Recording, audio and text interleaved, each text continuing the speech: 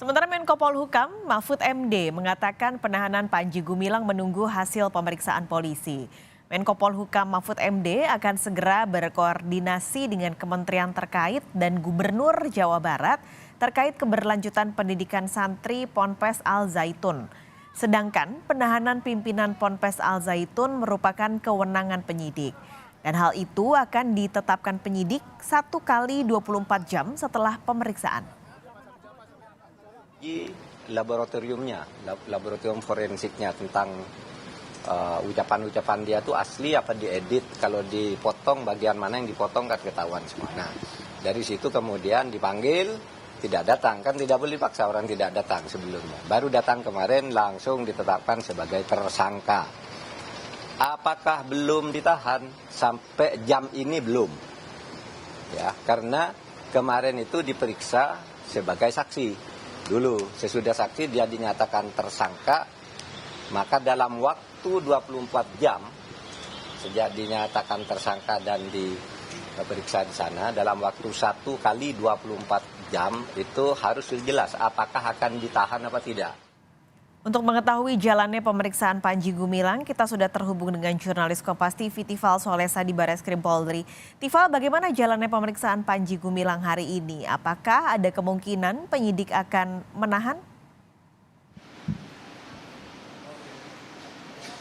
Pemeriksaan untuk saat ini dijeda dulu terhadap Panji Gumilang yang statusnya sudah dinaikkan sebagai tersangka dalam dugaan kasus penodaan atau penistaan agama di Pondok Pesantren Al Zaitun Indramayu, Jawa Barat. Laporan ini kami terima atau kabar ini kami terima pertama kali dari Brigjen Juhandari Raharjo Puro selaku Direktur Tindak Pidana Umum Barreskrim Mabes Polri. Lewat pesan singkat kepada saya pagi ini, ia menyampaikan bahwa tadi malam sekitar pukul 01.00, pukul 1 dini hari, PG meminta pemeriksaan dihentikan dulu dan yang bersangkutan meminta dilanjut pemeriksaan di siang ini. Selanjutnya yang bersangkutan dititip di tahanan Barreskrim. Ada 2 kata kunci di sini. Pertama, nanti atau pada siang ini rencananya akan dilanjutkan pemeriksaan terhadap tersangka Panji kepada tim penyidik atau di hadapan penyidik dari Dirtipidum Barreskrim Mabes Polri.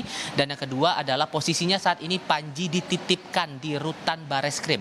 Saya sempat mengonfirmasi kembali kepada Dirtipidum soal dititipkan ditahan ini atau dititipkan di rutan ini. Apakah secara resmi Panji ini resmi dilakukan penahanan atau tidak. Tapi ditegaskan oleh Juhandani tadi kepada saya bahwa surat perintah penahanan belum dikeluarkan oleh penyidik. Sejauh ini baru ada surat perintah penangkapan dan masih ada waktu hingga pukul 9 malam ini bagi penyidik dari Dirtipidum Barreskrim untuk menetapkan apakah Panji Gumilang ini layak untuk menjalani penahanan atau tidak. Sebetulnya kalau kita cermati dari hukum acara pidananya sendiri, Paskalis, ada aturan-aturan tersendiri atau ada penilaian-penilaian objektif dan subjektif yang membuat penyidik merasa layak untuk menahan tersangka ataupun juga pihak-pihak dalam kasus tertentu, terutama dalam hal ini Panji Gumilang. Alasan pertama adalah alasan objektif. Alasan objektif ini tertuang dalam pasal 21 ayat 4 Kitab Undang-Undang Hukum Acara Pidana, yang satu poin pentingnya di sini, seseorang atau tersangka itu layak untuk dijalani penahanan apabila ada ancaman pidana setidak-tidaknya 5 tahun kurungan penjara. Tapi ada alasan subjektif pula yang bisa didapatkan begitu atau yang didapatkan oleh penyidik untuk menilai layak atau tidaknya seorang tersangka ini untuk menjalani penahanan. Ada mungkin dari pendapat ataupun juga pandangan penyidik bahwa ia bisa saja melarikan diri atau menghilangkan bukti dan lain sebagainya. Tapi sejauh ini yang kami pahami belum ada keterangan resmi dari otoritas kepolisian Panji ini ditetapkan untuk ditahan atau tidak. Tapi yang kita juga perlu pahami di sini bahwa jerat pidana yang dialamatkan kepada Panji Gumilang dalam kasus dugaan penodaan agama ini terbilang cukup memenuhi sebetulnya secara aspek objektif ya begitu. Tadi malam kalau kita cermati lagi dari keterangan pers yang disampaikan oleh Dirtipidum Barreskrim Mabes Polri, jerat pidana yang dialamatkan kepada Panji ini ada setidaknya tiga aturan begitu, yakni di pasal 14 Undang-Undang Nomor 1 Tahun 1946 dengan ancaman pidana maksimal 10 tahun kurungan penjara. Kemudian yang kedua di pasal 45A ayat 2 Undang-Undang Informasi dan Transaksi Elektronik dengan ancaman pidana maksimal 6 tahun kurungan penjara dan atau denda maksimal 1 miliar rupiah, serta pasal 156A Kitab Undang-Undang Hukum Pidana dengan ancaman pidana maksimal 5 tahun kurungan penjara. Ini yang menjadi gambaran ataupun juga yang menjadi dasar penetapan tersangka terhadap Panji Gumilang ini.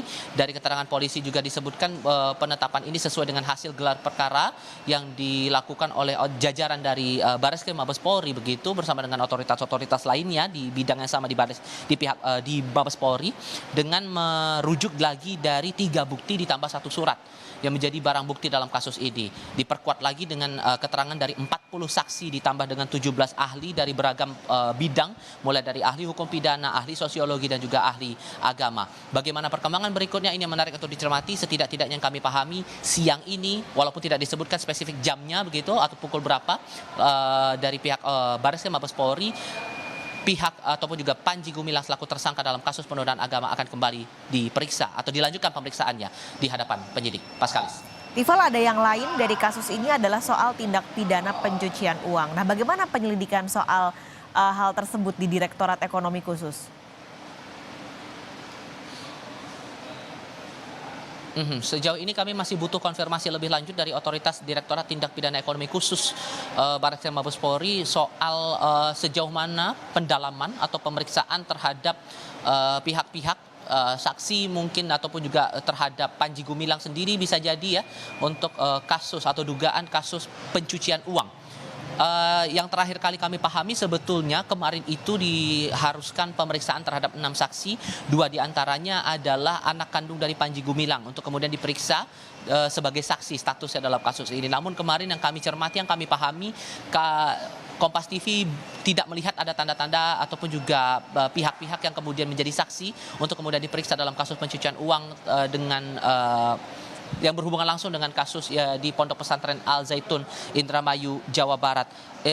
Dan yang terakhir kali juga kami pahami, apabila kemudian pihak-pihak yang diminta untuk hadir untuk kedua kalinya ini tidak kembali memenuhi panggilan dari penyidik di Tipideksus, maka menurut Karopenmas Divisi Humas Mabes Polri, Brigjen Ahmad Ramadan, kala itu terakhir kali mengonfirmasi soal pemeriksaan TPPU Panji Gumilang ini, maka status bisa jadi akan segera dinaikkan ke tahap penyidikan. Ini juga masih butuh konfirmasi lagi sejauh mana pendalaman ini dilakukan, bagaimana kemudian proses dari penelusuran atas setelah kemudian dibekukannya sejumlah rekening milik Panji Gumilang ini oleh PPATK, dan kemana arahnya dari tindak pidana pencucian uang ini sendiri. Masih butuh konfirmasi lebih lanjut dari otoritas Barreskrim Mabes Polri soal ini. Paskalis. Ival Solesa, terima kasih melaporkan langsung dari Mabes Polri, Jakarta.